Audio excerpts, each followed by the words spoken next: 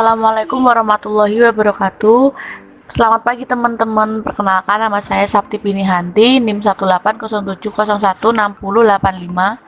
Nah, di sini saya akan mempresentasikan materi yang dibagikan kepada saya, yakni kajian psikologis dalam proses biologis anak remaja berkebutuhan khusus. Nah, kita di sini akan mulai dari faktor biologis penyebab anak berkebutuhan khusus ini ditinjau dari waktu kejadiannya, yakni pada masa prenatal sebelum kelahiran, perinatal kelahirannya itu, dan pasca natal setelah kelahiran. Nah, kita masuk ke masa prenatal. Nah, di sini tuh terjadi kelainan semasa dalam kandungan. Waktu sebelum proses kelahiran itu terjadi. Jadi semua itu terjadi karena faktor internal, yaitu faktornya itu genetik dan keturunan, serta dari faktor eksternal ibunya, ibu yang mengalami pendarahan, terus terbentur saat terjatuh atau terbentur saat hamil itu loh, atau memakan obat-obat yang menyebabkan janinnya itu cedera dan mengalami gizi buruk itu. Baik, kita memasuki hal-hal yang menyebabkan kelainan pada masa prenatal. Yang pertama itu ada gangguan genetika, yakni terjadi akibat kelainan kromosom, transformasi yang mengakibatkan adanya keracunan darah. Lalu yang kedua itu ada pengalaman trauma yang menimpa pada ibu. Nah, trauma ini berupa kayak shock gitu akibat mungkin ketegangan pada saat hamil sebelumnya, sindrom baby blue, atau trauma pada akibat benturan pada kandungan saat hamil itu loh. Yang ketiga ada penggunaan sinar X. Nah, penggunaan sinar X ini seperti berlebihan saat USG atau terkena sinar alat-alat pabrik yang menyebabkan kecacatan pada bayi, karena itu tuh merusak sel pada kromosom janin. Selanjutnya ada tokoplasmosis. Nah, itu tuh berasal dari kayak virus binatang seperti bulu kucing. Nah, itu kan dan tumor itu kan penyakit ganas sekali ya teman-teman. Lalu ada infeksi karena penyakit kotor. Nah, penyakit kotor ini penyakit kelamin yang diidap ibu karena infeksi penyakit sipilis yang menyebabkan tubuh ibu itu menjadi lemah dan mudah terpapar penyakit gitu, jadi nanti berbahaya kepada janinnya. Lalu ada infeksi kehamilan. Nah, infeksi kehamilan ini akibat virus leptospirosis, itu tuh berasal dari air kencing tikus. Lalu ada penyakit menular seperti TBC. Nah, itu kan TBC itu kan akibat dari bakteri lingkungan yang kotor yang mengganggu metabolisme tubuh ibu. Nah, itu tuh bisa menyebabkan bayi menjadi tumbuh tidak sempurna. Selanjutnya ada usia ibu hamil. Nah, usia ibu hamil itu kan berpengaruh sekali ya kepada perkembangan janinnya. Nah, usia muda itu seperti usia 12 sampai 15 itu menyebabkan kelainan pada bayi karena mungkin emosinya belum stabil dan masih dini gitu. Nah, untuk yang usia lanjut itu 40 lebih karena perkembangan ibunya kan juga sudah tua, jadi bayinya lebih rentan seperti itu. Lalu yang terakhir ada faktor resus.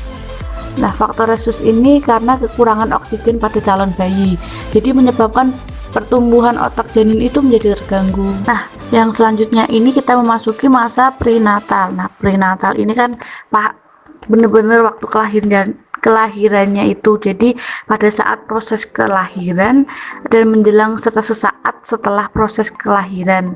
Seperti ini gangguannya itu seperti misalnya kelahiran yang sulit, terus pertolongan yang salah, persalinan yang tidak spontan, lahirnya prematur, berat badan lahir rendah, infeksi karena ibu mengidap sipilis.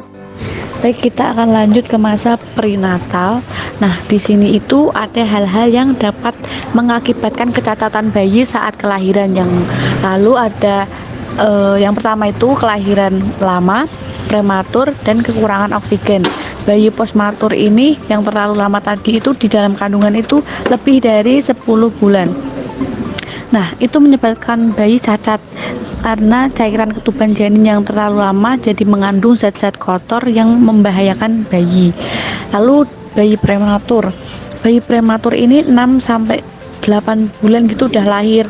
Jadi kan bisa berakibat cacat karena kekurangan berat badan dan juga pertumbuhan organnya itu terutama otak itu belum sempurna. Lalu ada juga yang mengidap kekurangan oksigen karena terendam ketuban yang terlalu lama, bisa memasuki paru-paru, menutupi jalan pernafasan. Nah, akibatnya itu juga proses kelahiran bayi itu tidak sempurna. Lalu kelahiran dengan alat bantu seperti, ya nggak semuanya sih, tapi bisa menyebabkan kecacatan bayi seperti menggunakan vakum atau tang for verlongsing. Lalu yang ketiga ada pendarahan pada ibu ini akibat plasenta previa, ya ini jalan keluar bayi yang tertutup oleh plasenta. Jadi ketika janin semakin besar, gerakan ibu itu terbentur kepala bayi pada plasenta dan mudah berdarah. Lalu ada kelahiran sungsang. Biasanya kan bayi normal itu lahir kepalanya dulu. Nah, kalau sungsang itu kaki atau bokongnya dulu. Jadi kan beresiko banget toh. Lalu yang kelima ada tulang ibu yang tidak proporsional, yakni pada kelainan bentuk tulang pinggul. Nah, ini tuh kan menekan kepalanya bayi itu saat kelahiran, jadi berbahaya untuk kelahirannya. Lalu kita memasuki masa pasca natal, yakni pada saat bayi atau anak itu lahir dan sebelum usia perkembangannya selesai, kurang lebih itu sekitar 18 tahun. Nah, ini biasanya terjadi karena kecelakaan, keracunan, tumor otak, kejang, diare semasa bayi.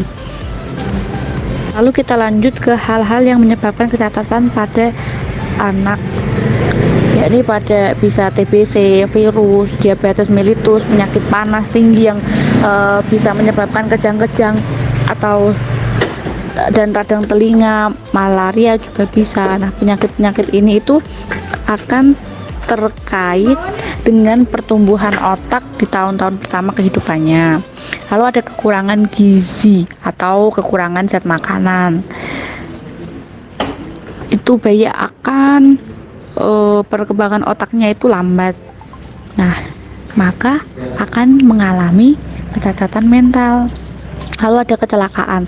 Nah, kecelakaan pada bayi ini terutama di area kepala mengakibatkan luka pada otak gitu. Wah, itu mengalami kerusakan, maka dapat pula merusak sistem fungsi tubuh yang lainnya. Yang terakhir ini keracunan makanan dan minuman. Makanya jangan salah pilih atau dilihat kadaluarsanya makanan-makanan itu supaya tidak menyebabkan kecacatan pada bayi. Lalu kebutuhan khusus karena faktor biologis. Yang pertama ini ada fenilketonuria, penyakit bawaan yang terjadi karena kelainan genetik. Jadi menyebabkan penderitanya itu tidak bisa menguraikan asam amino fenilalanin. Nah, sehingga zat ini itu menumpuk di dalam tubuh dan tidak mendapatkan penanganan. Ini akan merusak otak yang permanen. Ini itu dapat menyebabkan terhambatnya pertumbuhan dan perkembangan otak. Lalu ada gangguan intelektual juga atau keterbelakangan mental. Ukuran kepala itu menjadi kecil daripada bayi-bayi normal yang lainnya. Terus bisa juga menderita kejang-kejang yang terus berulang gitu loh.